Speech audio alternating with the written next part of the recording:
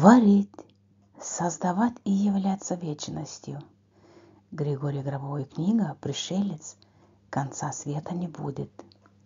Человек может регенерироваться, он может создавать систему дистанционного управления и фактически обладает свойством вечной жизни, то есть свойством бессмертия, при котором понятие смерти исключено.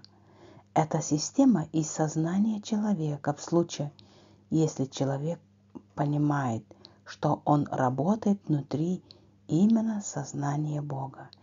Grigorij Grabovui lekcija Сознание Бога. Sulaukėme šventų kalėdų ir naujus metus sutikome triukšmingai. Sulaukėme 3 karalių pergalės, kai tamsa paverčia šviesa. Diena minutėmis ilgėja, norėdama išplėšti skausmą mūsų širdise.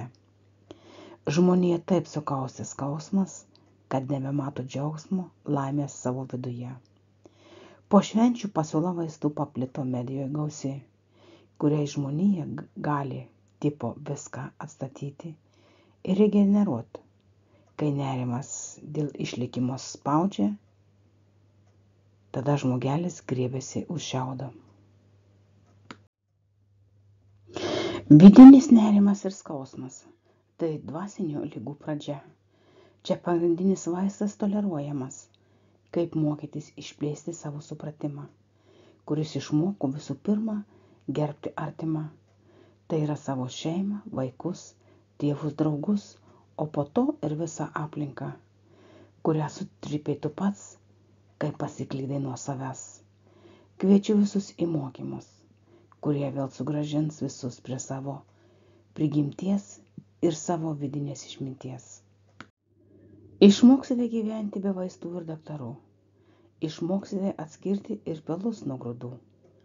Išmoksite mintis valdyti ir savo mintimis materializuoti su savo sąmoniai išvystyta šviesa. Mane surasti labai paprasta.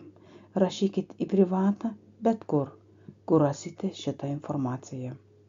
Aš visada esu ir būsiu pasiruošusi padėti kiekvienam sunkiausią gyvenimo minutę. Nevarginkit savęs ilgiau, vis tiek likimas mus visus prives prie to paties. Daugiametę patirtį turinti dvasinio gyvenimo pažinime Sigutė.